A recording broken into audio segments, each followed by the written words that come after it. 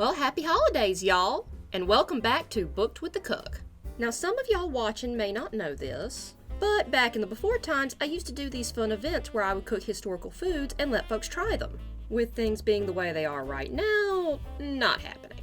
But wait, there is a silver lining here. See, back then, I could only cook the food beforehand and then let people taste it while just describing the process. With these videos, you can now see the whole process start to finish for yourselves at home.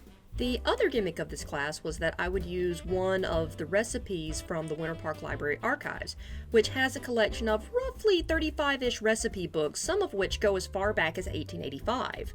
Now, I give you that big old long diatribe to tell y'all that this is a Winter Park original recipe. Kinda, but we'll get to that. Without further ado, today's holiday-themed recipe is plum pudding. The particular one we'll be using today comes from the favorite recipes of Proctor Trovillion, written by a lady who was in her 90s at the time. At the end of the recipe, she even says this recipe is quite old, probably 100 years old. Spoiler alert there, ma'am, but it is way older than that. For folks like us here in the States, we've all heard the song "We Wish You a Merry Christmas," right? Which has the lyric, "Oh, bring us a figgy pudding." I'm also certain you've asked at some point, the heck's a figgy pudding? Well, y'all, I'm here to answer that question. A figgy, or the very similar plum pudding, is a very old and very simple recipe. And here are the ingredients you'll need to make it. 3 cups of flour, 1 cup of molasses, 1 cup of raisins. I'm using golden raisins with just a few of the regular kind. 1 cup of currants, here substituted by dried cherries because that's what I could find at my local store. 1 cup of buttermilk, a half a cup of sugar. Yes, sir, this thing's gonna be sweet. A pinch of salt, a half a teaspoon of ground cloves, 1 tablespoon of cinnamon, 1 teaspoon of soda, and for dear sweet heavens, y'all, do not use Coke or Pop or whatever you call it where you're from. She means baking soda, trust me. And finally, the most unusual ingredient, suet. Now let me tell y'all, good luck trying to find this in your regular grocery store. Let's get to prepping this stuff while I go over a few things with y'all. Suet is a very specific kind of fat that protects an animal's kidneys. Now, this that I have here is beef suet, which is the most commonly used variety. Because it's primarily there as a shield for the kidneys, there's this sinewy membrane that holds this very hard fat together. Well, we're going to get rid of that.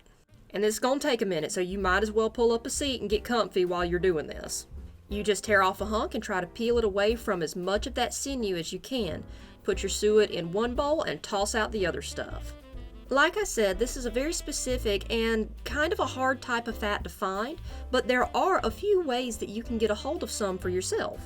If you have a local independent butcher or grocery store like we do here, chances are you might be able to find the fresh stuff. If not, you can order a pre-prepared suet from Amazon, link in the description, or you can use what's called vegetable suet. Here in the South, we call that Crisco. For an extra boost, use the butter-flavored kind. Crisco and suet melt at similar temperatures, so you'll get roughly similar results. The biggest difference is you'll need to freeze the Crisco first and then grate it. Now, I've done it with both, and it seems to me that the suet gives you a much richer flavor, but it definitely is a sometimes food. Your cholesterol will not thank you for this. And don't let me catch you using lard. Lard is a soft muscle fat. It has a much lower melting point and tastes completely different. You use that and all you'll wind up with is a big old grease ball. Once you're done separating the fat from the sinew as best you can, toss it in a bit of flour and pulse it in your food processor. If you ain't got a food processor, don't worry about it, just chop it up with your knife, just make sure it stays nice and coated in your flour. Now we combine the rest of our ingredients. No special tools required here, just dump it in and get it mixed real good. You know you're done when you don't see any spots of flour. Oh, and one quick note here, it ain't in the recipe, but other recipes for plum pudding also call for some sort of citrus like candied lemon or orange peel. And it just so happens that I've got some homemade marmalade courtesy of kumquats given to me by my meemaw and satsumas given to me by my granny and papa. Love y'all. So I'm just gonna spoon over about a tablespoon, I guess. Sorry y'all, I just can't but help mess with stuff. It's hereditary.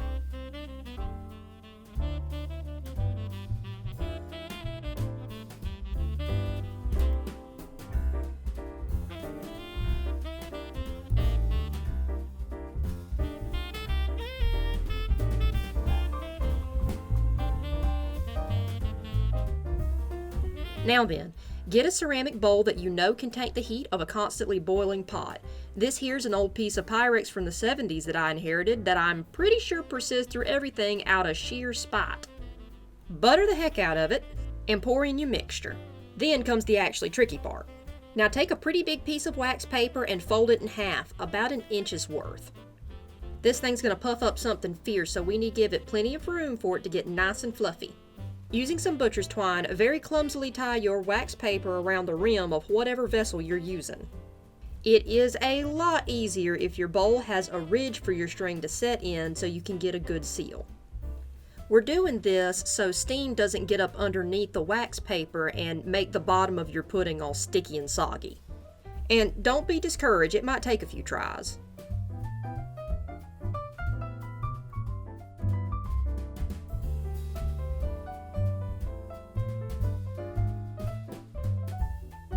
Then you're going to get a pot big enough to accommodate your bowl with some room to spare on the sides. Next, you're going to want to put something in your pot to shield the bottom of your bowl from the direct heat of the pot and the eye underneath it.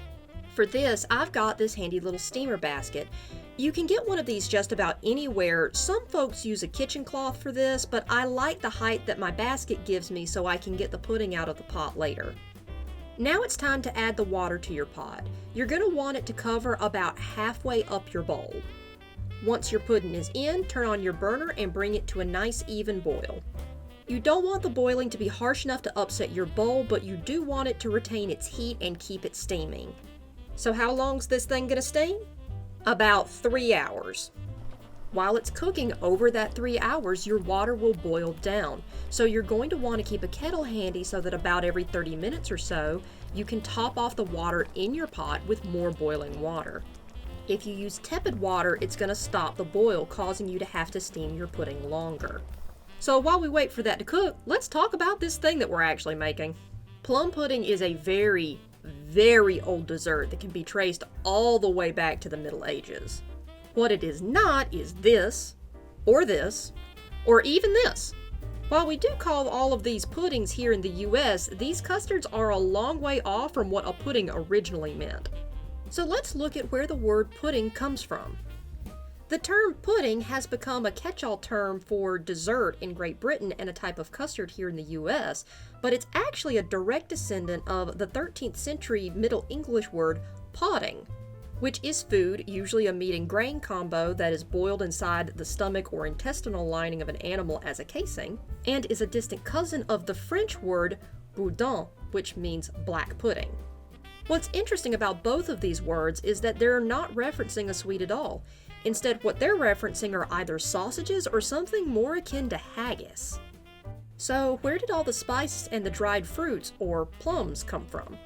Well, that most likely comes from a very, very old English dish called frumenty. Frumenty was a thick wheat porridge that was sweetened with either sugar or honey and usually flavored with dried fruits and spices for a special medieval treat during the winter.